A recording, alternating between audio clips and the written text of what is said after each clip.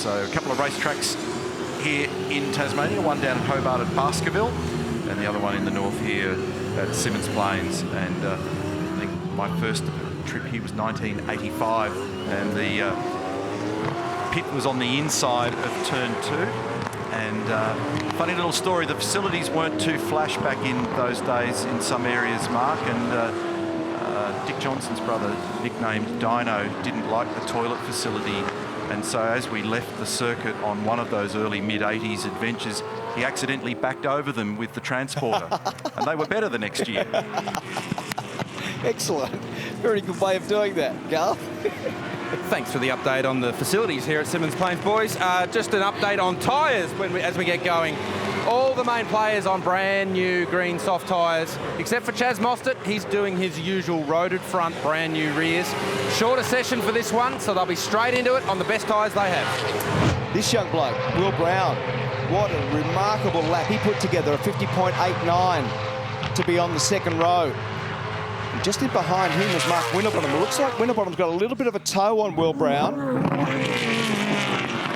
So at the moment, Macaulay Jones is the fastest with a 51.89. That's all going to change in the next 1 minute 30 because there's a lot to play out. There you go. Mostert straight away. That's a great reaction. In fact, that's the second fastest time of the weekend. A 50.58 for Mostert. Winterbottom a 50.84. Will Brown a 50.84. That's an energised time from Chaz Mostert. How about Zane Goddard's punched a 50.6, and Waters responding with a 50.56, 1/100th between he and his old rival Chaz Mostert. Remember, record-breaking speed in qualifying yesterday for Shane Van Gisbergen as we pick up on Mark Winterbottom. Now, Will Davison's done a faster first sector split than anybody in the field. We'll keep an eye out for car number 17 as well. Frosty's on the run into turn 6 and skating in the rear of that car just as he turned it in. He was on the pole for the Saturday race in 2019, Mark Winterbottom. He's just recorded a 50.8. In fact, he backed up his fastest lap near enough. He almost did a replica time. And a 50.7 it was for Will Davison. So his first sector, very, very impressive. In fact, he's just moved up a spot, 50.6 when he completed the lap. And that's an important one because he jumped Shane Van Gisbergen there to put Van Gisbergen back to 5th. 1/100th of a second, and he's on the provisional Armour All pole, and it might be second for the day.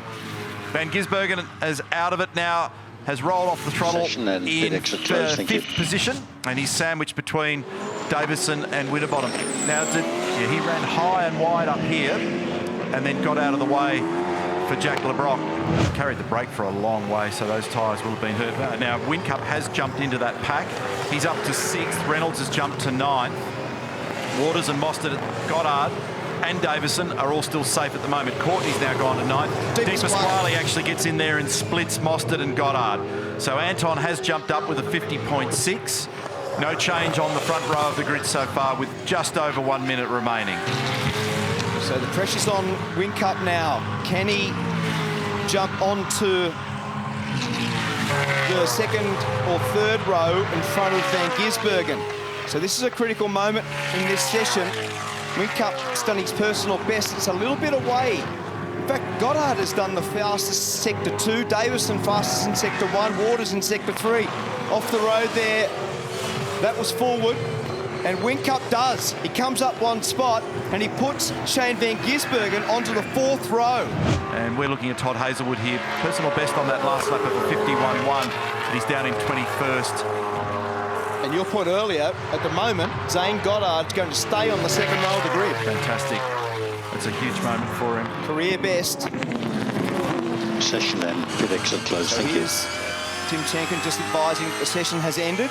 James Courtney now sliding the car through the final corner, trying to improve his spot. James Courtney is currently 11th and is unable to improve. In fact, he's 0.3 of a second slower on that next one. Scott Pye wasn't able to improve either. He's in the pit lane.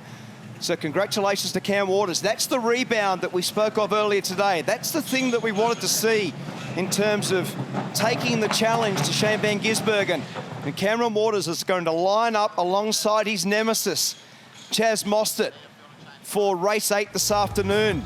Awesome job. Well done, Cam Waters. So that tiny margin that we were celebrating a few moments ago in the first part of qualifying remained. It was 1/100th of a second Waters over Mostert, confirming those results for you. And then Anton De Pasquale squeaks into third position to grab a spot in the second row of the grid. But Zane Goddard, the outstanding performance for Matt Stone Racing. Awesome job. Position number 4, Will Davis and Jamie Whincup displacing his teammate Van Gisbergen. Reynolds, a good performance into 8th. He's happier with the front end of that car now.